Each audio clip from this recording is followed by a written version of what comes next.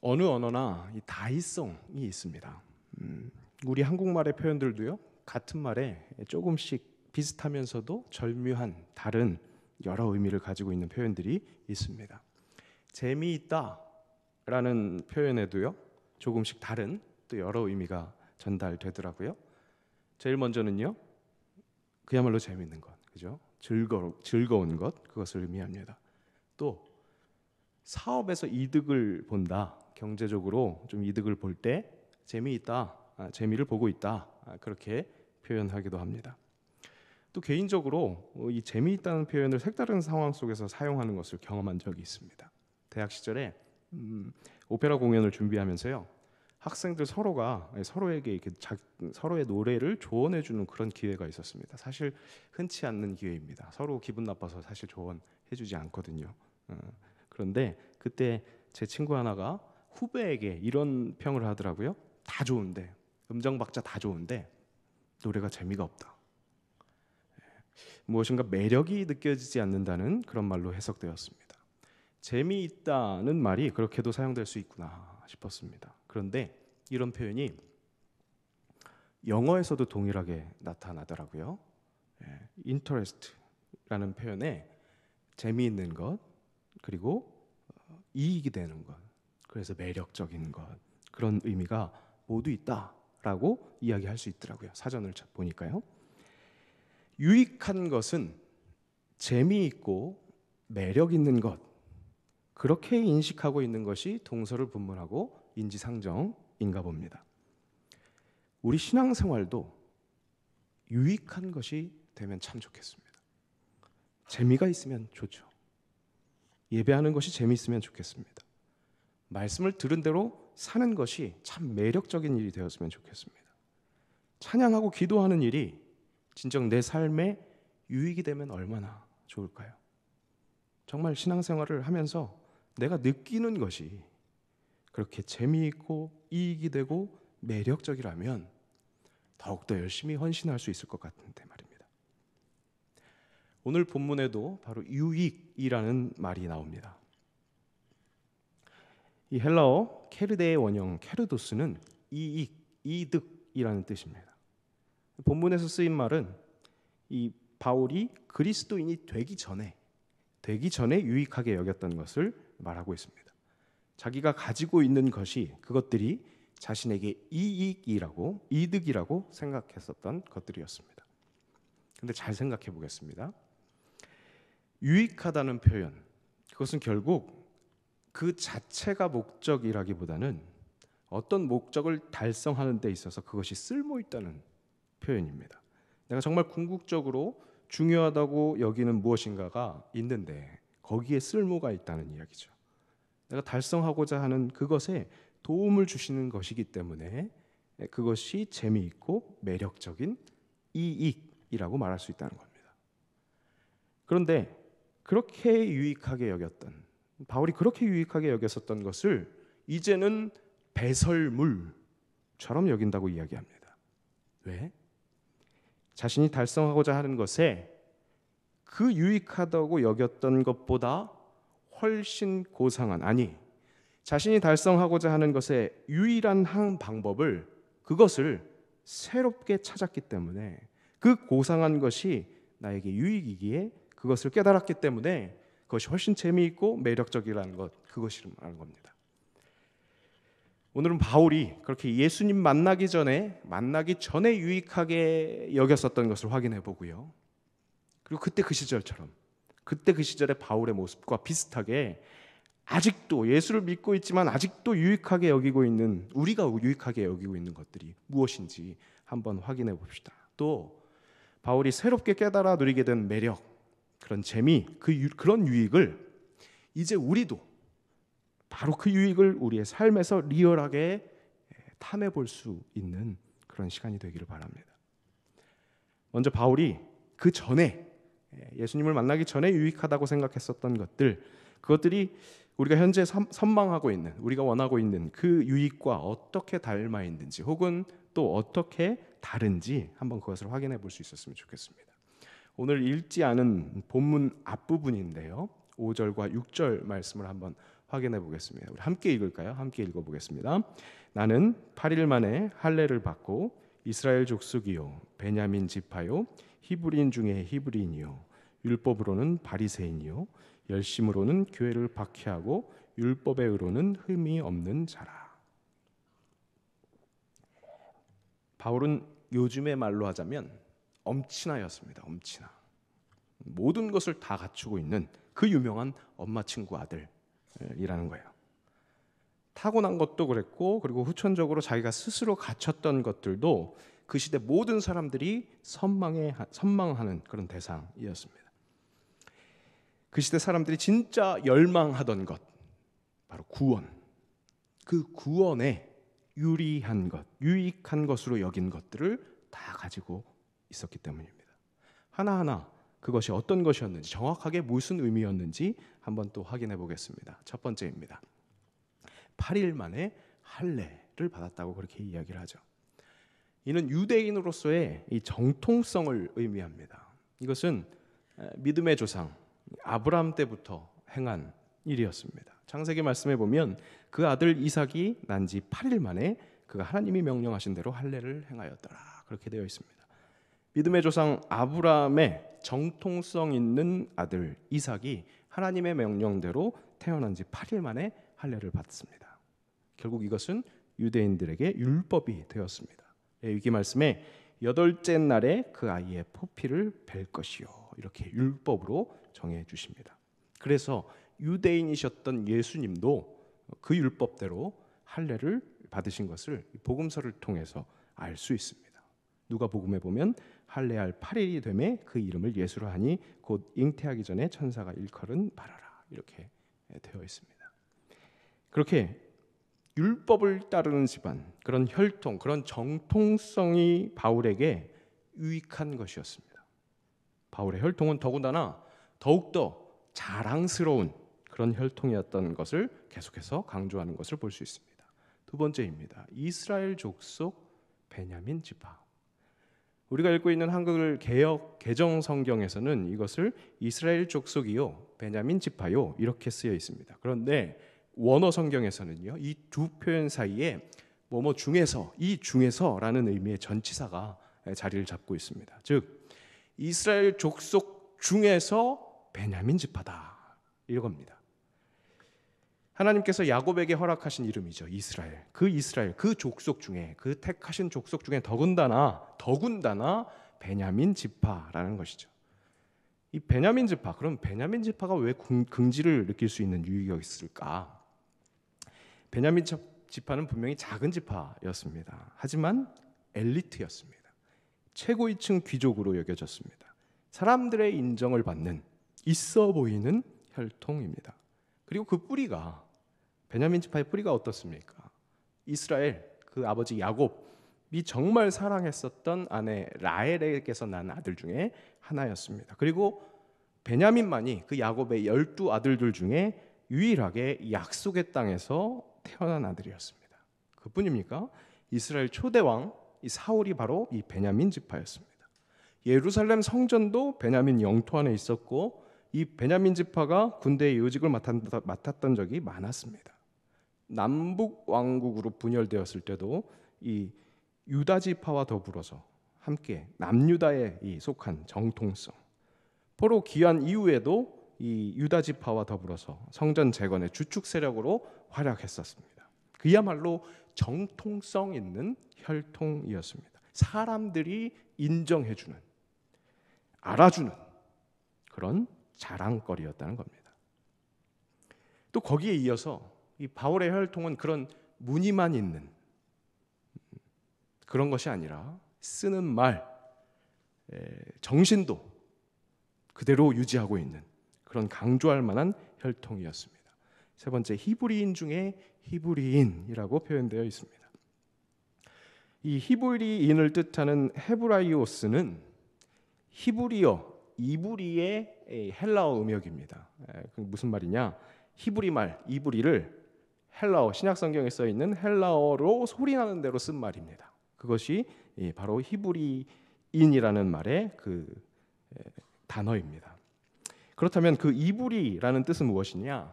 건너편에서 있는 지방에서 건너온 사람이란 뜻으로 아브라함이 바로 이 믿음의 조상 아브라함이 유브라데 강을 건너서 이주하였을 때부터 그때부터 붙여진 이름이었습니다.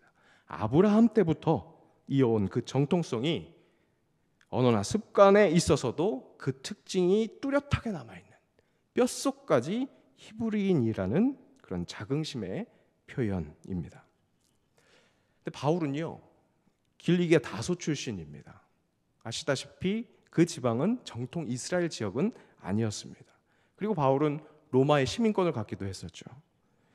그런데 그것은 당시 디아스포라, 유대인들이 뿔뿔이 흩어져 살 수밖에 없었던 그런 역사적 상황 속에서 어쩔 수 없는 일이었습니다. 그런데 그런 상황 속에서도 불구하고 유대인의 정통성을 계속해서 유지하고 가지고 있었던 그 바울, 그 타고난 혈통이 자신에게 유익했다는 것입니다. 왜 그것이 유익했을까요? 유대인들이 그때까지 생각했던 구원에 이르는 길이 바로 유대 혈통을 통한 길이라고 생각했기 때문입니다. 그렇기에 그 혈통이 자랑스러울 만큼 이로운 것, 그렇게 매력적인 것이었다는 거죠. 그 당시에는 그것이 명예이기도 했습니다. 제가 계속 얘기하는 것처럼 사람들이 인정해주는, 사람들이 알아주는 그런 명예였습니다. 사람들이 선망하는 것, 인정해주는 것, 그런 정통을 가지고 있었습니다. 바로 그것이 구원만큼이나 이 땅에서는 유익한 것으로 느껴졌던 거죠. 바울은 타고난 혈통뿐 아니라 자신이 가지고 있었던 열심, 그것 또한 참 유익하다고 생각했었습니다. 네 번째입니다. 열심히 교회를 박해하고 율법의 의로는 흠이 없는 바리새인이다. 우리는 바리새인 하면 예수님 덕분에 나쁜 사람들이라는 인식을 갖고 있지만 당시 바리새인에 대한 유대 사회 안에서의 사회적 평판은 그렇지 않았습니다. 성경의 중간기, 그러니까 구약과 신약 사이에 있는 그 시대, 구약이 끝나갈 때부터 시작해서 신약이 시작하기 전 이 팔레스타인 지역은 혼란의 시대였습니다. 정치적으로 계속해서 그 지역의 주인이 바뀌었습니다. 세계 열강의 세력 다툼의 그 중심에서 고통당하던 이스라엘 백성들, 그들은 하나님을 더욱더 자신들의 하나님만으로 제한시키고 왜곡시켜가고 있었습니다. 택하신 백성이라는 신분은 로마서에서 가르쳐 주시는 것처럼 하나님의 말씀을 담당할 수 있는 그렇게 먼저 된 정말 복된 직분이었는데, 그런 복된 직분과 어울리지 않게 눈앞에 보이는 그런 혼란과 어려움 때문이었는지 이 유대인들은 점점 더 폐쇄적으로 자신들만이 선택받은 백성이라고 믿으면서 왜곡된 신앙을 이어갑니다. BC 2세기 이 지루했던 이 마카비 혁명의 결과로 그렇게 막 다른 왕족들이 세워지다가 이 유대인들의 왕조 하스몬 왕조가 잠시 세워질 수 있었습니다. 바로 그 시절부터 이 유대교가 종교로서의 이 구색을 갖추기 시작했습니다. 하나님의 구원 역사를 읽어내는 것을 유대인들은 제대로 왜곡시키기 시작한 것입니다. 그 속에서 바로 이 바리새인들은 중추적인 역할을 감당합니다. 당시 그 세상이, 온 세상이 모두 다 이 헬라 문화, 그리스 문화 세상이었기 때문에 그 헬라 정신이 유대인들에게도 무분별하게 받아들여지고 있었습니다. 그런 환경 속에서 더욱더 유대 중심적으로 그것이 정통이라고 믿으면서 자신들이 생각하는 이런 저 세속적인 유대인들과 분리된 존재라고, 그런 의미에서 자신들을 바리새인, 그렇게 분리주의자로 지칭하면서 활약했습니다. 자칭하면서 그렇게 활약했습니다. 그러니까 이 유대 중심적 신앙 속에서는 율법을 철저히 지키는 존경받을 만한 오염되지 않은 그런 사람들이었습니다. 그렇게 사람들이 인정해주는 그런 사람들이었습니다. 그러니 존경받았습니다. 유대 중심적인 사람들이 봤을 때 헬라 문화로 오염된 것과 별 다를 것 없이 보이는 새로운 그리스도 운동, 오염된 것 같은 자신들의 그 유대 민족, 유대 문화에서 오염된 것 같은 그리스도 교회는 당연히 박해받아야 할 대상이었습니다. 그런 바리새인으로서 바울은 그렇게 교회를 박해하는데 열심히 투철했던 것이고, 그것 또한 유대인들이 믿던 구원에 바로 유익한 것이었습니다. 그렇게 바울은 선천적인 혈통, 그리고 그 혈통에서 오는 율법을 지켜내는 열심, 그래서 교회를 박해하는 열심, 이런 유익을 가진 사람이었습니다. 그런 유익이 왜 자신에게 이익이었고, 그래서 재미있고, 그것이 왜 매력이었을까요? 구원이 바로 거기로부터 허락되었다고 믿었기 때문에. 인간으로서 진짜 추구해야 할 영원한 삶, 그 구원이 유대인이라는 혈통과 그 유대인이 허락받은 율법을 지키는 데서 온다고 믿었기 때문에 그 혈통과 열심이 자기에게 유익했던 거예요. 더군다나 유대 문화 안에서 그런 유익을 가진 이 바울은 모든 사람들이 흠모할 만한 대상이었습니다. 사람들이 인정할 만한 금수저였다는 겁니다. 모든 사람들이 바울이 정말 타고났고 정말 부러운 모든 유익한 것을 가진 사람이라고 여겼던 것입니다.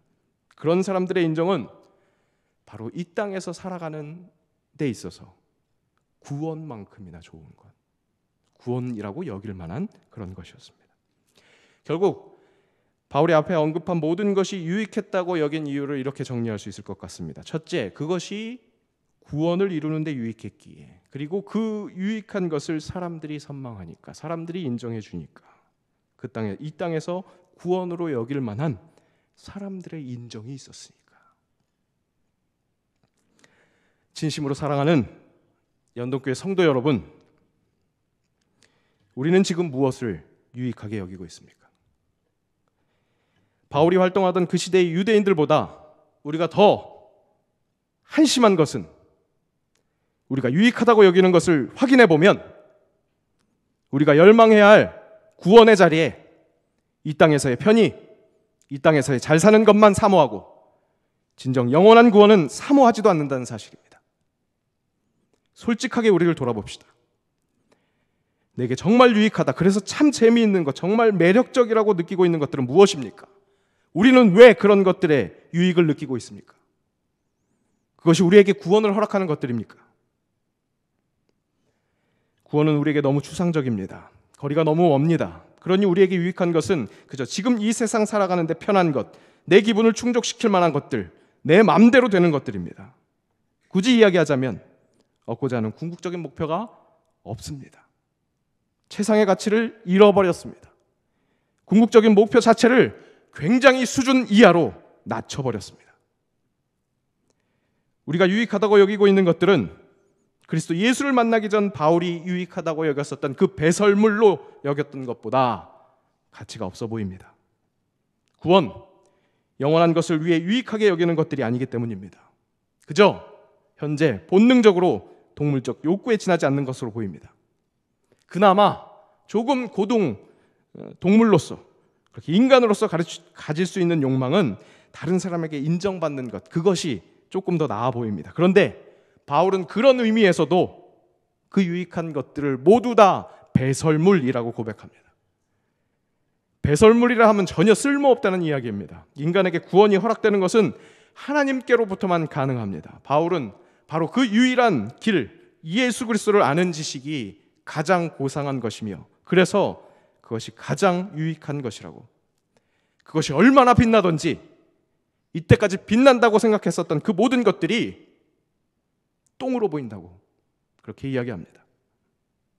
그것을 직접 체험하며 증언하고 있는 것입니다. 그렇습니다. 바울이 이야기하는 것은 이 세상 최고의 가치입니다. 왜 그럴까요? 이 세상을 만드신 분이, 나를 만드신 분이 나에게 가장 필요한 것이, 최상의 가치가 바로 그것이라고 가르쳐 주시기 때문입니다. 구원, 영원히 영원한 하나님과 함께 사는 것, 그 길은 그리스도 예수입니다. 그분을 아는 것이 가장 고상한 일입니다. 그것이 가장 큰 유익입니다. 그 큰 유익을 바라보는 것이 가장 재미있을 수밖에 없습니다. 그것이 가장 매력적입니다. 왜요? 우리는 하나님께로부터 난 의, 구원을 사모하는, 그렇게 사모할 수밖에 없는 하나님의 피조물인데, 그것을 바로 그리스도 예수를 통해 거저 은혜로 주셨기 때문에, 그 최고의 유익을, 예수 그리스도를 기뻐하는 것이, 그런 삶이 바로 예수 믿는 유익일 것입니다. 세상 사람들과 다르게 말입니다. 예수를 믿는다고는 하는데 세상 사람들과 똑같은 것을 바라보고 그들과 똑같은 것에만 재미를 느끼고 그들과 똑같은 것에만 매력을 느끼는 것은 우리가 하나님으로부터 오는 구원을 바라보지 못하기 때문일 것입니다. 그 구원을 바라본다면 그리스도 예수가 가장 자랑스럽고 그분을 알아가는 그분에 대한 지식을 사모하는 일이 가장 재미있을 것이며 그것이 가장 매력적인 일이 될 것입니다. 그러니 그 기쁜 소식이 절대 부끄럽지 않습니다. 그 복음이 나를 살리고 나를 살 수 있게 하기 때문입니다. 하나님이 의롭다고 칭하시는 의인은 믿음으로 말미암아 살게 되기 때문입니다. 내가 복음을 부끄러워하지 아니하노니 이 복음은 모든 믿는 자에게 구원을 주시는 하나님의 능력이 됨이라. 복음에는 하나님의 의가 나타나서 믿음으로 믿음에 이르게 하나니 기록된 바 오직 의인은 믿음으로 말미암아 살리라. 진심으로 사랑하는 우리 연동의 성도 여러분, 예수 믿는 유익을 누리며 살아가시길 축복합니다. 예수 믿는다고 하면서 세상 사람들과 똑같은 것을 바라본다면, 그렇게 세상에만 기뻐하고 매력을 느끼면 세상에 우리처럼 불쌍한 사람이 없습니다. 사도 바울이 부활에 대해 가르쳐주면서 이렇게 이야기합니다. 만일 그리스도 안에서 우리가 바라는 것이 다만 이 세상의 삶뿐이면 모든 사람 가운데 우리가 더욱 불쌍한 자이리라. 예수를 믿는다고는 하는데 신앙생활이 재미가 없습니까? 꽉 마른 장작처럼 그렇게 살아가고 계십니까? 예수를 믿는 것이 이익으로 느껴지지 않으십니까? 예수를 알아가는 것이 매력적으로 느껴지지 않으십니까? 그렇게 억울한 삶을 살고 계십니까? 어떻게 견디고 계십니까? 그리스도 예수를 통해 허락되는 하나님의 의, 예수 그리스도와 함께하는 삶에는 유익이 있습니다. 즐거움이 있습니다. 매력이 있습니다. 그런 예수 그리스도를 알아가는 신앙생활이 전혀 매력이 없다, 재미가 없다면, 겨우겨우 버티고 있다면 복음의 문제가 있는 것이 아니라 내가 무엇인가 잘못 바라보고 있는 것입니다. 신앙생활이 율법을 지키는 것으로 폼 잡는 것이라고 오해하고 있는 것입니다. 세상이 구하는 유익을 달라고 하나님께 먹히지도 않는 겁박을 하는 것이라고, 신앙생활이 그런 거라고 오해하고 있는 것입니다. 바울이 이야기한 배설물이라는 표현은 구원, 영원한 것을 향한 길을 이때까지 잘못 파악하고 있다는 고백입니다. 이때까지 잘못 파악하고 계셨다면 여러분, 우리 예수 그리스도를 제대로 바라봅시다. 우리는 구원의 자리에 영원하지 않은 것을 대신 세워놨습니다. 그것으로 일희일비하는 그런 비참한 인생이 되지 않기를 바랍니다. 정말 그런 것들하고는 비교도 할 수 없는 고상한 정도가 아니라 비교 대상조차 될 수도 없는 그 고귀한 복음의 유익, 기쁨, 그것을 바로 지금 누리며 사시기를 바랍니다.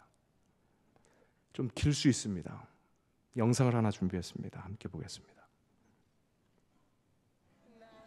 주만 높이리 결코 내 마음 변치 않네.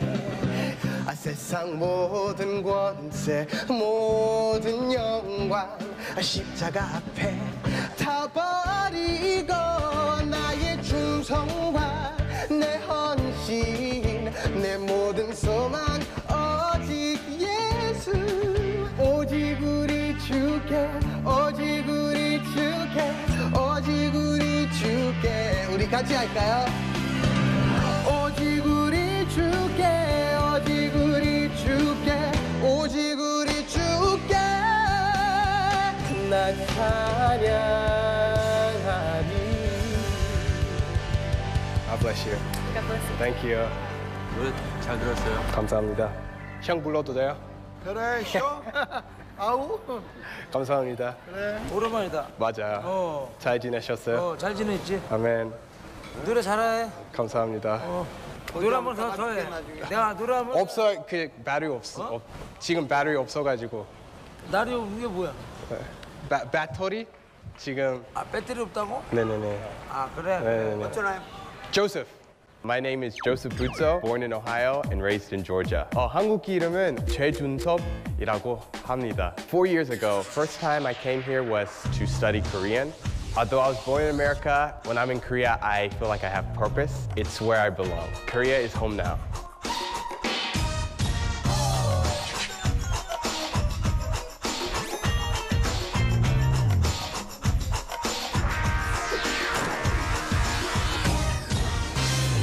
One of the reasons why I started to busk was to share the gospel through music, but also to challenge them to use the talents that God has given them to spread the gospel.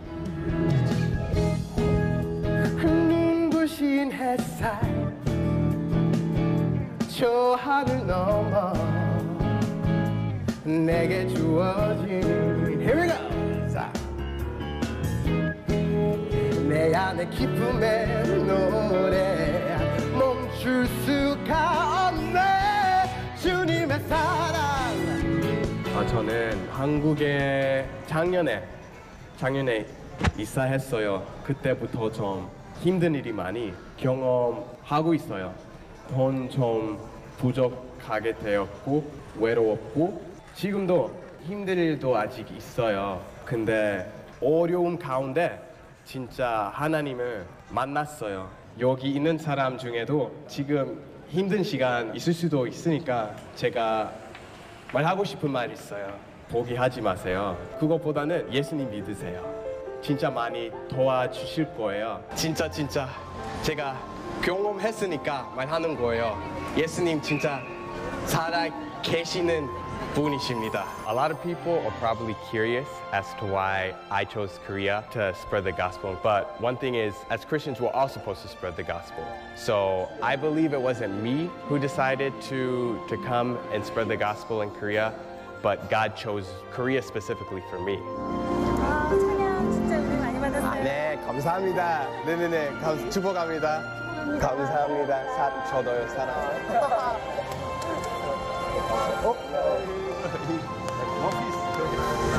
감사합니다. 예수님 믿으신가요? 기도할게요. 네, 감사합니다. 죽음도 생명도 졌다도 하늘의 어떤 권세도 You better get it. 아멘. 부르신 곳에서 나는 예배하네. 어떤 상황에도 나는 예배하네. 아멘. 예배하네. 부르신 곳에서 나는 예배하네. 한국말을 유창하게 하시면서 하나님을 찬양하는 모습에 걸음이 멈춰질 수밖에 없었어요. 너무 잘 부르시고 곳곳에서 하는 게 너무 좋은 것 같아요. 감격이었어요. 정말 다윗처럼 사람을 바라보는 게 아니라 하나님을 지금 바라보고 있구나. 이렇게 열정적으로 하는 분 처음 봤어요. 진짜. 저분처럼 하고 싶어요. 저는 아무 이유 없이 자유하고 기뻐하는 거 보면서 아 저렇게 기뻐할 수 있구나. 신앙이라는 건 좀 저런 모습 아닐까. 그러니까 내가 믿는 하나님 너도 믿었으면 좋겠고 내가 이렇게 기뻐하니까 너도 기뻐했으면 좋겠어. 이런 마음. 그래서 저 친구 볼 때마다 행복해요. 복음, it's the good news. And because it's good news, it's something I want to tell everybody. I want people to know the good news. 어떤 상황에도 나는 예배하네. 부르신 곳에서 아멘. 나는 예배하네. 주님. 어떤 상황에도 나는 예배하네. 주님께 영광을 돌립시다. 아멘. 축복합니다. 아멘. 이미 작년에 이슈가 됐던 청년입니다. 이 흑인 청년처럼 당장 태평양을 건너서 지구 건너편 어디론가 가서 열정을 불태우라고 이 영상을 보여드린 것은 아닙니다. 물론 그런 열정을 탐하면서 정말 그렇게 된다면 참 좋겠죠. 하지만 그것까지는 아니더라도 이런 오해는 하지 마십시오. 그가 젊기에 아직 무엇을 모르기에 그것을 따라할 것이 아니라는, 그럴 때가 따로 있다는 그런 교만한 판단은 내려놓으시기를 부탁드립니다. 그러면서 정말 탐해야 할 것은 이것입니다. 저는 이 영상을 참 많이 봤습니다. 설교 때도 이미 상영해 본 적이 있습니다. 그런데 볼 때마다 가슴이 뛰고 정말 눈물 나는 고백이 있습니다. 이 최준섭이라는 청년을 보면서 신앙을 깨달은 어떤 한 사람의 그 인터뷰입니다. 아무 이유 없이 기뻐할 수 있는 확실한 소명을 가지고 있는 그가 내가 믿는 하나님 너도 믿었으면 좋겠고 내가 이렇게 기쁘니까 너도 기뻤으면 좋겠어. 그렇게 이야기하는 것 같다고. 그런 조셉을 볼 때 자신도 행복해진다는 그 고백. 이것이 복음의 능력입니다. 우리도 가질 수 있고 또 바로 지금 왕년이 아니라 또 혹은 중요한 일 다 마치고 나중이 아니라 바로 지금 가져야 할 신앙의 신비입니다. 예수 믿는 유익은 여기에 있습니다. 예수 믿는 재미는 여기에 있습니다. 날 구원하신 예수님을 볼 때 내가 너무 기뻐서 그런 예수님 너도 믿었으면 좋겠어. 그렇게 알 수 없는 사랑에 주체할 수 없는 것, 그것이 예수 믿는 유익입니다. 이런 천국이 밭에 묻힌 보화와 같습니다. 그리스도가 허락하시는 안경을 낄 때 우리 삶 속에 여기저기에 묻혀있는 그 기쁨을 알아볼 수 있습니다. 그것은 결코 세상을 살아가는 현실과 공존할 수 없는 것이 아닙니다. 바로 지금 내가 살아가는 부르신 곳에서 찾을 수 있고 누리며 살 수 있고 또 그렇게 살아야 합니다. 복음은 모든 믿는 자에게 주시는 하나님의 능력이기 때문입니다. 다시 한번 부탁드립니다. 억울한 신앙생활 하지 마십시오. 직분자, 하나님이 세우신 주님의 일꾼들이, 아니 하나님이 예수 그리스도를 택하신 것 같이 택하신 주님의 자녀들이, 주님의 성도들이 예수 믿는 유익을 충분히 누리지 못하고 세상 사람들과 똑같은 세계관을 가지고 멸망하는 삶을 바로 지금 살아가지 마십시오. 신앙생활이 콧뚜레에 묶여 질질 끌려가는 그런 억지가 되지 않기를 바랍니다. 하나님은 바로 지금, 바로 나에게, 딴 사람에게 얘기하는 거 아닙니다. 바로 나에게, 이근영 목사에게 말씀하고 계십니다. 오늘 바울의 고백처럼 그리스도를 얻고 그 안에서 발견되는 우리 모든 연동 교회들 되시기를 주님의 이름으로 축복합니다. 기도하겠습니다. 아버지 하나님, 세상이 알 수 없는 그렇게 매력적인 평안을 사모합니다.